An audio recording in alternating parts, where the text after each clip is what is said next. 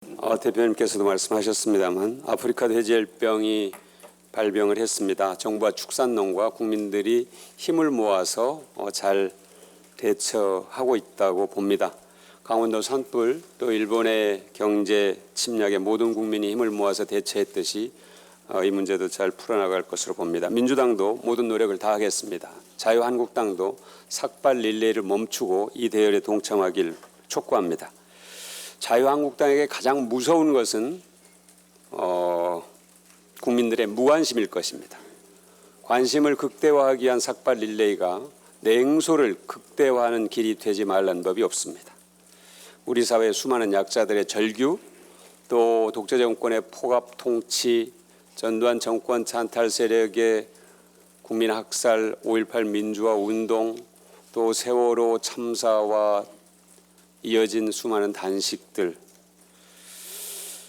과거 정권의 언론 장악, 또 기득권, 특권 세력의 갑질, 일본의 역사 왜곡, 일본의 경제 침략 등 정말로 국가적인 사안들 또 참사들에 대해서는 참 무관심했던 자유한국당이 삭발 릴레이를 하고 있습니다. 과연 무엇을 위해서 하는지, 누구를 위해서 하는지 국민들은 궁금해하고 있습니다.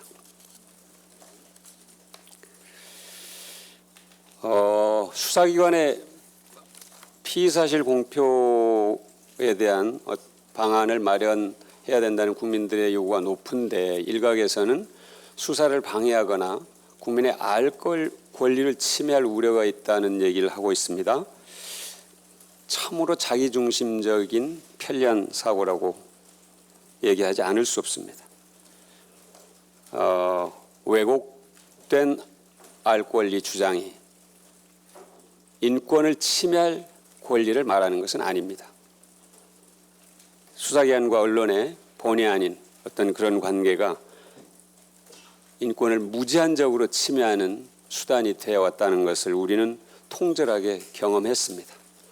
2009년 노무현 대통령이 돌아가셨을 때 그때 언론들의 지면을 제가 다시 한번 봤더니 표적사정 맥락 못 짚고 검찰 발표 의존, 검찰의 주장을 검증 없이 그대로 기사화, 무너진 피의자 인권, 비극을 불렀다. 검찰 수사 관행 이것만은 고치자, 피의사실 공표죄. 이게 당시 언론들의 자성입니다. 10년이 지났는데요. 이 잘못된 관행과 결별하겠다는 언론의 이 각오가 여전히 저는 유효하다고 믿습니다. 이걸 잊어버리진 않았겠죠. 당시 언론진흥재단에서 언론인과 언론학자 460여 명을 조사했더니 언론의 피의사실 보도가 개선돼야 한다 85%, 수사기관의 피의사실 공표 잘못하고 있다 64%. 이게 당시 언론인과 언론학자들의 인식입니다. 그게 지금 달라졌을 수는 없겠죠. 미국 연방법무부가 마련한 연방검사 업무 지침은 수사기관의 브리핑 원칙을 명확히 하고 있는데요. 발표를 해야 될 기소 관련 보도 자료의 경우 기소 내용은 단순히 혐의에 불과하며 재판에서 확정될 때까지 무죄로 추정된다는 점을 반드시 명시하도록 하고 있습니다. 미국에서 이것을 수사방해나 알 권리 침해라고 얘기하지 않습니다.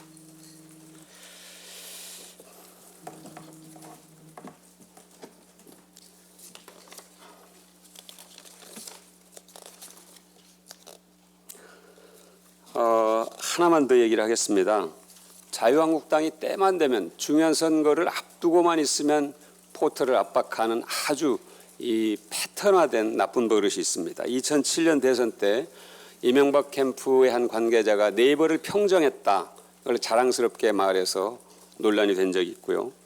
2014년 지방선거, 2016년 총선, 2017년 대선, 2018년 지방선거를 앞두고 포털을 방문하거나 다른 수단으로 심지어 의원총회를 했습니다.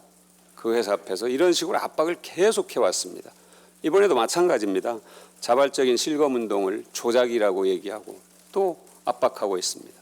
이건 아주 숨길 수 없는 이 나쁜 버릇이 도지는 것인데요. 제가 다시 한번 반복해서 강조하지만 자유한국당이 해야 할 일은 국회에 있습니다.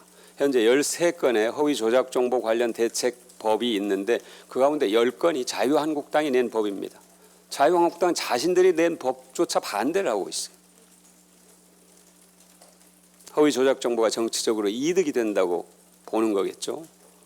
그러나 그건 일시적인 일일 겁니다. 반드시 허위 조작 정보 관련 법을 국회에서 심의해서 통과시키는데 함께 해 주실 것을 간곡히 청합니다. 이상입니다.